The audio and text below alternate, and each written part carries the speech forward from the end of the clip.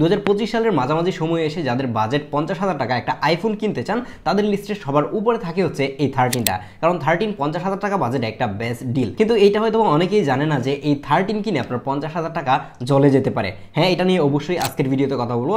আজ থেকে আরো 6-7 মাস আগে কিন্তু আমাদের চ্যানেলে এই 13 নিয়ে একটা ভিডিও দিয়েছিলাম, কিন্তু 2025 সালের মাঝামাঝি সময়ে এসে 50,000 টাকা দিয়ে 13 কিনবেন কিনা এটা নিয়ে অনেকেই কোয়েশ্চেন করতেছিলেন, অনেকেই ইনবক্স করেছেন, যার জন্য আমি ভাবলাম যে আরেকটা ভিডিও করা যাক যে এই 25 সালের মাঝামাঝি সময় এসে 13টা কিনবেন কিনা। আর আপনাদেরকে আরেকটা বিষয় জানিয়ে রাখি যে 13 এর প্রাইস কিন্তু এখন কিছুটা কমেছে, এখন কিন্তু অ্যারাউন্ড 45 থেকে 50,000 এরকম প্রাইস রেঞ্জে পাওয়া যাচ্ছে। এই প্রাইস রেঞ্জে দেখা যায় যে আইফোন 12 প্রো যে ফোনটা রয়েছে সেইটা রয়েছে, এবং সেইটাও কিন্তু খুব ভালোই কম্পিট করতেছে এই 13 এর সাথে। 13 এবং 12 প্রো দুইটার একটা কম্পারিজন আছে, আমি আই কার্ডে এবং ডেসক্রিপশন বক্সে দিয়ে রাখবো, আপনারা চাইলে দেখে আসতে পারেন। আইফোন 13 এর ডিজাইন নিয়ে কিছু বলার নাই, কারণ আইফোন 13 আপনারা জানেন যে 13 থেকে শুরু করে আইফোন 15 পর্যন্ত সেম ডিজাইনটাই ইউজ করা হয়েছে, এবং 16 এসে নতুন আরেকটা ডিজাইনে গেছে। তাছাড়া যদি আপনি ভিল কোয়ালিটির কথা চিন্তা করেন, আইফোনের ভিল কোয়ালিটি নিয়ে কখনোই চিন্তা করা লাগে না, টপ নচ লেভেলের ভিল কোয়ালিটি পাওয়া যায়। এখনো আমার হাতে যে ফোনটা রয়েছে এটা একদমই ফ্রেশ কন্ডিশনের। হ্যাঁ, নিচের দিক দিয়ে টুকটাক স্ক্র্যাচ আছে, তারপরেও কিন্তু এটা এখনো ফ্রেশ, মানে কোনো ধরনের ডেন্ট নাই। তো আপনারা যারা আইফোন কিনতে চান ইউজড, তারা একটু ট্রাই করবেন যে ছোটোখাটো ডেন্ট এবং স্ক্র্যাচ আছে এই ধরনের ফোন কেনার জন্য। হ্যাঁ, আপনি অবাক হওয়ার কিছু নাই যদি একদমই ফ্রেশ কন্ডিশনের ফোন দেখেন যে ফোনের মধ্যে একটা চুল পরিমাণ স্ক্র্যাচ নাই, কিন্তু ব্যাটারি হেলথ দেখাচ্ছে হচ্ছে 80% 85%, এটার মধ্যে একটু গাপলা থাকার সম্ভাবনা আছে। তো এই বিষয়গুলো একটু মাথায় রেখে তারপরেই হচ্ছে যে একটা ইউজড ফোন কিনবেন। বাই দ্য ওয়ে, আপনাদেরকে বলে রাখি যে আপনারা ট্রাস্টেড এই ধরনের ইউজড আইফোন কোত্থেকে কিনবেন, মানে আপনারা অনেকে ট্রাস্টেড শপ খুঁজতে চান, তাদের জন্য বলতে পারি যে আপনি গ্যাজেটম্যান থেকে কিনতে পারেন, কারণ গ্যাজেটম্যানে এই ধরনের যে অথেন্টিক ফোনগুলো রয়েছে সেগুলো অ্যাভেলেবেল রয়েছে। গ্যাজেটম্যানের ফিজিক্যাল শপ রয়েছে যেমন ফিউচার পার্কে, তাছাড়াও বাংলাদেশের যে কোনো জায়গা থেকে কিন্তু আপনি চাইলে কুরিয়ারের মাধ্যমে তাদের কাছ থেকে ফোন কিনতে পারবেন। তাদের ব্যাপারে সকল কিছু ডিটেল আমি দিয়ে দিব ভিডিও নিচে ডেসক্রিপশন বক্সে, অবশ্যই চেক করে আসবেন। আপনারা হয়তো সবাই জানেন যে আইফোন 13 এর উপরের দিকে বিশাল বড় একটা নচ থাকতেছে, তাছাড়া নিচের দিকে আগের সেই লাইটেনিং পোর্ট এবং এই জায়গায় অ্যালার্ট স্লাইডার, মানে নতুন কোনো ধরনের যে টেকনোলজিগুলো ইউজ করা হয়েছে যেরকম টাইপ সি, এগুলোকে টেকনোলজি বলা চলে নাকি অ্যাপেলের নতুন ইনোভেশন বলবো সেটাই আমি জানি না।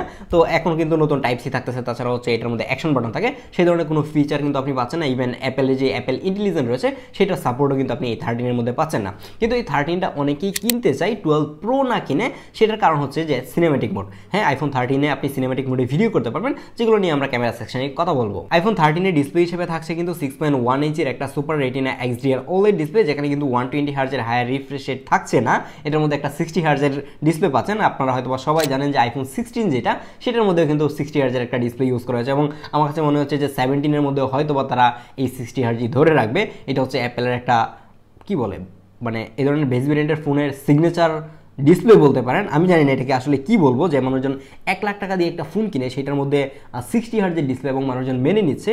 আর আমিও পার্সোনালি যখন আইফোন 16টা ইউজ করি, আমার কাছে আসলে এক সপ্তাহ ইউজ করার পরে মনে হচ্ছিল না যে আসলে এটার মধ্যে 120 হার্জ মিসিং, মানে এতটাই ফ্লুয়েন্টলি কাজ করে, এতটা স্মুথলি আসলে ট্রানজ্যাকশনগুলো কাজ করে, কিংবা আপনি যখন স্ক্রল করবেন তখন আপনি ওইটা আসলে ওইভাবে ফিল করা যায় না। যদি আপনি দেখা যায় যে 120 হার্জের একটা ডিভাইস ইউজ করছেন, ওইটা থেকে যখন আপনি একটা 60 হার্জের ডিসপ্লেতে আসবেন, তখন 2-1 ঘন্টার জন্য হয়তো আপনার কাছে মনে হতে পারে যে এটা মানে ল্যাগ করতেছে, বাট দেখা যায় যে 1-2 ঘন্টা পরে এটা একদমই মানে আপনার হাতের সাথে আপনার চোখের সাথে ফিক্সড হয়ে যায়, তখন আর ওই মিসিংটা আসলে কাজ করে না। তাছাড়া দেখা যায় যে গেমিং এর সময় কিন্তু আসলে 60 হার্জের উপরে যখন এই ডিসপ্লেটা সাপোর্ট না করে, তখন কিন্তু চাইলে আপনি 120 FPS এ গেমিং করতে পারবেন না। এটা একটা বড়সড় লিমিটেশন গেমারদের জন্য।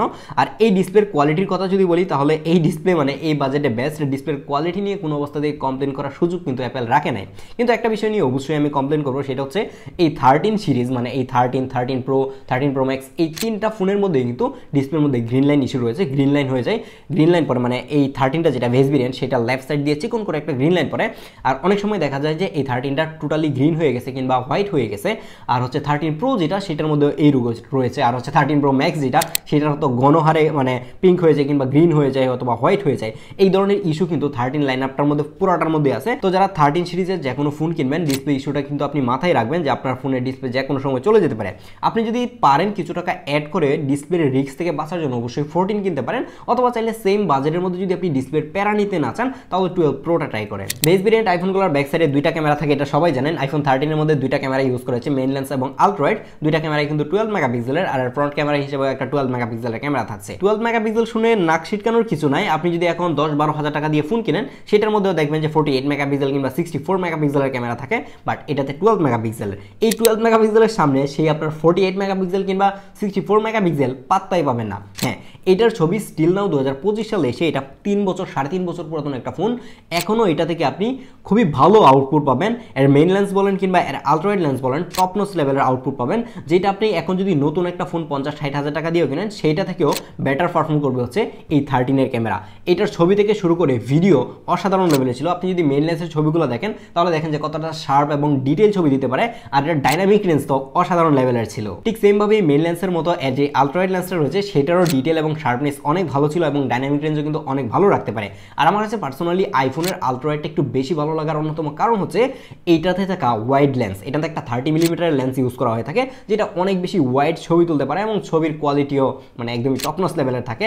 আর তার থেকে বড় বেশি আপনারা হয়তো সবাই জানেন যে আইফোনের লেন্স সুইচিং আপনি যখন আলট্রাওয়াইড লেন্স থেকে এর মেইন লেন্সে শিফট করবেন তখন আপনি ফিল করতে পারবেন যে কতটা স্মুথলি কাজ করে। আর আপনি যদি এইটার পাশেই সাইড বাই সাইড আপনি অ্যান্ড্রয়েডের একটা ফ্ল্যাগশিপ ফোন রাখেন সেটার লেন্স সুইচিংও দেখবেন যে মানে বাড়ি দিতেছে, মানে একটা লেন্স থেকে যখন অন্য একটা লেন্সে যায় কেমন জানি একটু মানে ঝাঁকি মারে, বাসে বসার পর গর্তের মধ্যে বাস পড়ে গেলে যেরকম একটা ঝাঁকি দেয়, মনে হয় যে লেন্স সুইচের সময় এরকম একটা ঝাঁকি দেয়, সেই ঝাঁকি কিন্তু আপনাকে এই ধরনের আইফোনের মধ্যে খেতে হবে না। আপনি আইফোনের মধ্যে খুবই স্মুথলি লেন্স সুইচিং পাবেন। এটা একটু আগে যেটা বলছিলাম যে এই 13টা অনেকেই কিনতেছে শুধুমাত্র এটাতে থাকা সিনেম্যাটিক মুডের কারণে। তো চলুন এটার কিছু ভিডিও টেস্ট দেখে আসি, তাহলে বুঝতে পারবেন যে আপনি 13 থেকে কিরকম লেভেলের ভিডিও পাবেন। আর এই ভিডিওটা রেকর্ড হচ্ছে আইফোন 13 দিয়ে সিনেম্যাটিক মোডে। আইফোন 13 কিন্তু সর্বোচ্চ সিনেম্যাটিক মোডে ভিডিও রেকর্ড করা যায় 1080p তে। এটাতে কিন্তু 4K এর কোনো সাপোর্ট থাকছে না। যদি এটাতে 4K এর সাপোর্ট থাকতো তাহলে কিন্তু অনেক ভালো হতো, যেহেতু এটা আইফোনের ফার্স্ট জেনারেশনের সিনেম্যাটিক মোড, যার কারণে কিন্তু ফার্স্ট জেনারেশন হিসেবে ঠিকই আছে। তো এইটা যদি আমি এই জায়গা থেকে ভিডিও করি তাহলে এটা ডাইনামিক রেঞ্জটা ঠিক ক্লিয়ারভাবে বুঝতে পারবেন, কারণ আমার ব্যাক সাইডে হচ্ছে যে সূর্য আছে। তো এটা ডাইনামিক রেঞ্জও কিন্তু খুবই ভালো, এবং এটাতে যদি সিনেম্যাটিক মোডে ভিডিও করেন তখন কিন্তু আপনি HDR এ ভিডিও রেকর্ড করতে পারবেন আর নর্মাল মোডে ভিডিও করতে পারবেন। তো যারা কন্টেন্ট ক্রিয়েশন শুরু করতে যাচ্ছেন, মানে নতুন অবস্থায় কন্টেন্ট বানাবেন, তারা একটা আইফোন নিতে যাচ্ছেন, তাদের জন্য কিন্তু সিনেম্যাটিক মোডটা খুবই গুরুত্বপূর্ণ।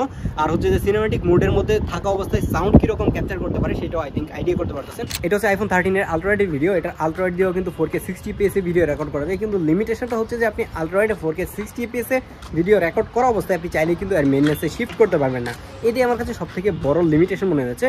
তো আলট্রাওয়াইড দিয়ে যদি আপনি ভিডিও করতে চান তাহলে এরকম একটা ভিডিও পাবেন। আপনি যদি হাতে রেখে ব্লগ টক বানাতে চান কিংবা আপনি আপনার নিজের লাইফস্টাইলটাকে রেকর্ড করে রাখতে চান তাহলে কিন্তু এরকম একটা ভিডিও পাবেন, এবং হাতে রেখে ভিডিও করার জন্য কিন্তু আলট্রাওয়াইড লেন্সটাই অনেক বেশি কাজের। তো চলুন এটার মেইন লেন্সে শিফট করি এবং মেইন লেন্সের ভিডিওর ফুটেজটা আপনাদেরকে দেখাই। এটা হচ্ছে আইফোন 13 এর মেইন লেন্সের ভিডিও। মেইন লেন্স দিয়ে যদি আপনি হাতে রেখে ভিডিও করেন তাহলে এরকম একটা ফোকাল লেন্থ পাবেন। মেইন লেন্সের মধ্যেও কিন্তু সেমভাবেই আলট্রাওয়াইডের মতো একটা লিমিটেশন যে আপনি যখন 4K 60fps এ রেকর্ড দিবেন তখন কিন্তু আপনি চাইলেই এর মানে মেইন লেন্স থেকে আর আলট্রাওয়াইডে শিফট করতে পারবেন না, আপনাকে মেইন লেন্সে লক হয়ে থাকতে হবে। আর যদি আপনি মানে মেইন লেন্স থেকে আলট্রাওয়াইডে শিফট করতে চান তাহলে কিন্তু আপনাকে 1080p 30 অথবা 60 তে রেকর্ড করতে হবে, কিংবা আপনি 4K 30 তে যদি রেকর্ড করেন তাহলে কিন্তু আপনি শিফট করতে পারবেন। আর এতে থাকা 12 মেগাপিক্সেলের ফ্রন্ট ক্যামেরা ছবিগুলো অনেক বেশি সুন্দর ছিল, খুবই শার্প এবং ডিটেইল ছবি দিতে পারে।